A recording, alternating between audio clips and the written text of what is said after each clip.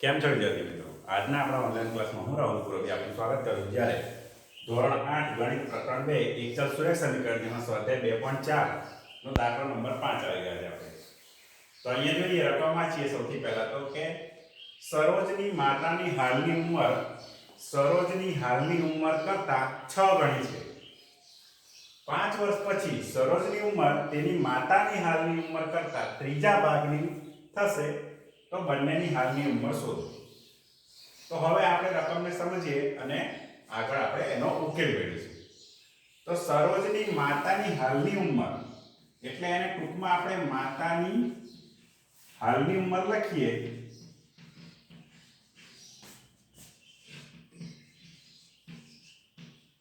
તો માતાની હાલની ઉંમર કોના બરાબર છે? સરોજની હાલની ઉંમર કરતા 6 ગણી. બરાબર. તો સરોજની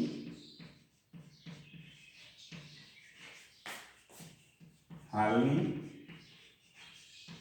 ઉંમર કરતા 6 ગણી.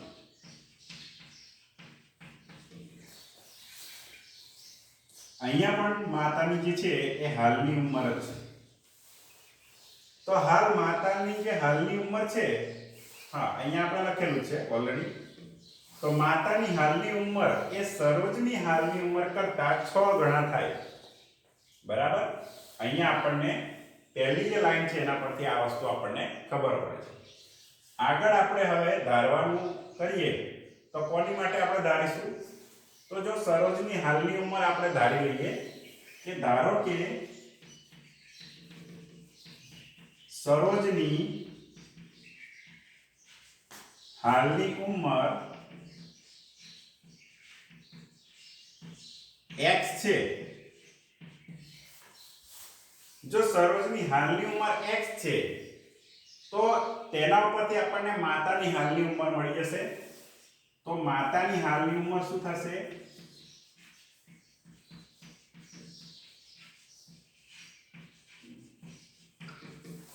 તો અહીંયા જે લાઈન છે એ જ આપણે લખી છે માતાની હાલની ઉંમર બરાબર સરોજની હાલની ઉંમર. હવે સરોજની હાલની ઉંમર જે છે એ આપણે અહીંયા x ધારી છે એટલે સરોજની હાલની ઉંમરની જગ્યાએ આપણે અહીંયા x લખીશું અને આગળ તેના 6 ગણા છે.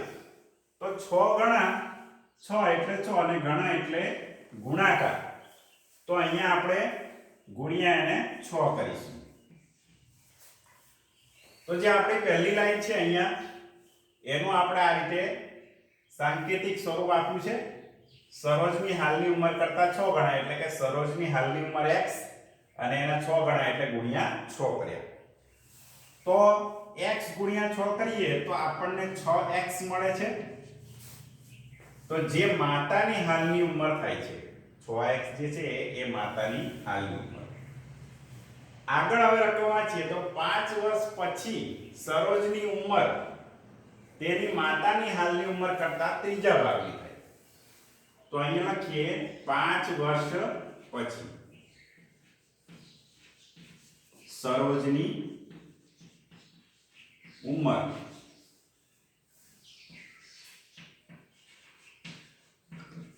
પાંચ વર્ષ પછી સરોજની ઉંમર કોના બરાબર થાય છે? તો કે માતાની હાલની ઉંમરના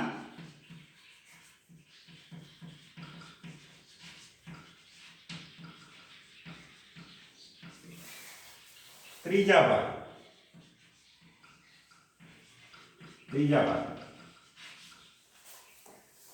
તો બીજી લાઈન ઉપરથી આપણને આ વસ્તુ ખબર પડે છે કે 5 વર્ષ પછી જે સરોજની ઉંમર છે એ તેની માતાની હાલની ઉંમરના ત્રીજા ભાગ જેટલી થશે. તો 5 વર્ષ પછી સરોજની ઉંમર શું થાય? તો 5 વર્ષ પછી તો હાલની ઉંમરમાં આપણે 5 ઉમેરવાના થશે. કારણ કે આપણી ઉંમર ધારો કે 10 છે. તમને એવું કોઈ કહેશે કે તમારી 5 વર્ષ પછી કેટલી ઉંમર થશે? તો તમે કહેશો 15. તો તમે 15 જવાબ કેવી રીતે આપ્યો? તો તમે હમણાંની તમારી જે હાલની ઉંમર છે એમાં 5 વર્ષ ઉમેર્યા એટલા માટે. તો ટૂંકમાં હાલની જે ઉંમર હોય એમાં વત્તા 5 કરવાના છે. એટલે સરોજની જે હાલની ઉંમર છે એ આપણે અહીંયા x ધારી છે એટલે x અને એના 5 વર્ષ પછી એટલે +5. તો જે આ લાઈન છે એનું સાંકેતિક સ્વરૂપ આ થશે કે સરોજની 5 વર્ષ પછીની ઉંમર તેની માતાની ઉંમર કરતા માતાની ઉંમર 6x આપણને મળી હતી, અહીંયા આપણે આગળ શોધેલું છે. તો જે માતાની હાલની ઉંમર 6x છે એનો ત્રીજો ભાગ, ભાગ એટલે કે ભાગાકાર, પણ અહીંયા ભાગાકારને આપણે ભાગાકારની નિશાની નહીં પણ એને છેદમાં મૂકીશું. ત્રીજો ભાગ એટલે કે છેદમાં 3. તો x + 5 બરાબર 6x/3. આ આપણને મળે છે આપણું સમીકરણ. આ સમીકરણને આપણે ઉકેલીશું એટલે આપણને અહીંયા જવાબ મળશે. તો હવે અહીંયા વધારાનું આપણે થોડું પૂછી નાખીએ છીએ જેથી આપણને જગ્યા મળી રહે દાખલો ગણવાનો. તો અહીંયા આ સમીકરણ આપણે અહીંયા લખીએ છીએ અને એને ઉકેલીએ છીએ. તો x + 5 બરાબર 6x/3. તો આ બની જાય છે સમીકરણ, જેને ઉકેલતા આપણને જવાબ મળશે. હવે આપણે અહીંયા ઉકેલ મેળવીએ તો કેવી રીતે કરીશું? જેમ કે આપણે જાણીએ છીએ કે x નું સાદુરૂપ જે x વાળા પદ સાથે થશે, x અને અહીંયા 6x છે એની સાથે, બરાબર છે. તો અહીંયા આખું જે આ રીતે પદ છે એને આપણે કેવી રીતે સાદુરૂપ આપીશું એ સમજીએ. તો અહીંયા એક રીત છે કે 3 ને આપણે છેદમાં જે 3 છે એ 3 ને આપણે બરાબરની બીજી બાજુ લઈ જઈ શકીએ છીએ. જે અહીંયા છેદમાં છે અહીંયા આવશે તો અંશમાં આવશે, અને અહીંયા નીચે ભાગાકારમાં છે તો અહીંયા આખા પદ સાથે ગુણાકારમાં થશે. તો અહીંયા 3 ને આપણે અંશમાં લાવીએ છીએ અને જે પદ છે x + 5 એને આપણે કૌંસમાં કરીએ છીએ. તો આ વાતનું આપણે અહીંયા ધ્યાન રાખીશું કે જ્યારે પણ આપણે છેદમાંથી કોઈ પદને અંશમાં લાવીએ આ રીતે, તો જે પદ અહીંયા હોય એ પદને કૌંસમાં લેવું, અને કૌંસમાં લેવાનું કારણ એ છે કે આખા પદ સાથે 3 નો ગુણાકાર થઈ શકે. જો આપણે માત્ર 3 ને અહીંયા લઈ લઈએ અને કૌંસ ના કરીએ તો કેવી પરિસ્થિતિ થાય એ આપણે અહીંયા સમજીએ. તો અહીંયા આવું થશે કે 3 તમે અહીંયા ગુણાકારમાં તો લીધો, બરાબર છે, પણ તમે શું કરશો? x સાથે જ માત્ર ગુણાકાર કરશો, 5 સાથે કરશો નહીં. તો આવી ભૂલ થવાની સંભાવના છે.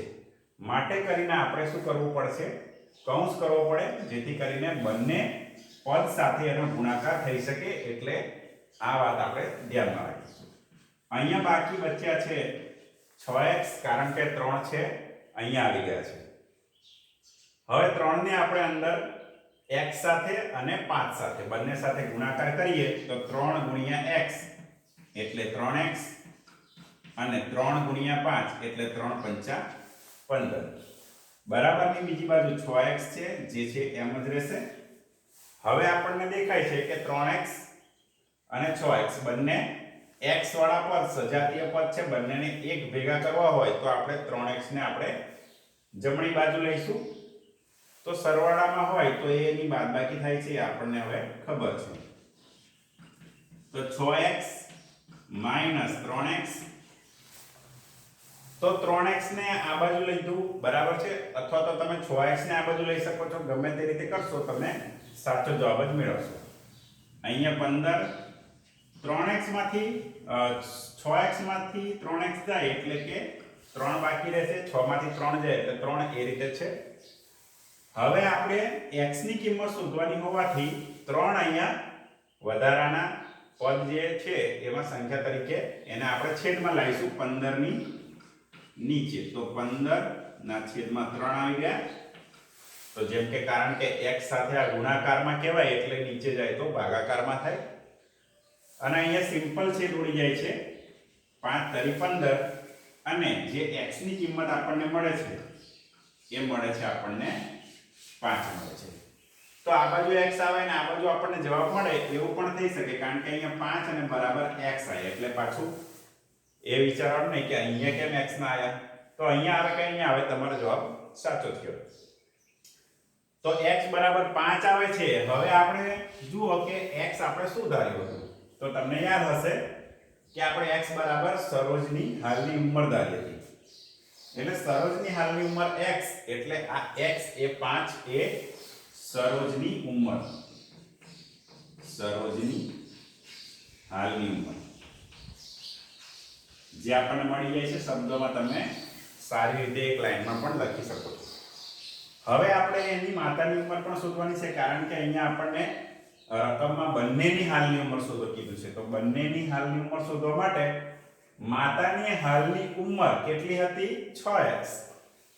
તો જે માતા છે ની હાલની ઉંમર શોધવા માટે આપણે 6x માં શું કરીશું x ની કિંમત મૂકીશું. તો હાલની ઉંમર 6x બરાબર 6 અને x ની કિંમત મળી ગઈ છે આપણને અહીંયા 5 એટલે આપણે 6 ગુણ્યા 5 કરીશું જેથી આપણને મળશે 6 પંચા 30 અને 30 જે છે એ સરોજની માતાની હાલની ઉંમર આપણને મળે છે. બરાબર છે. આશા થાય છે કે તમને હવે સમજાઈ ગયો હશે. કોઈ પણ તમને પ્રશ્ન હોય તો તમે કમેન્ટ કરો.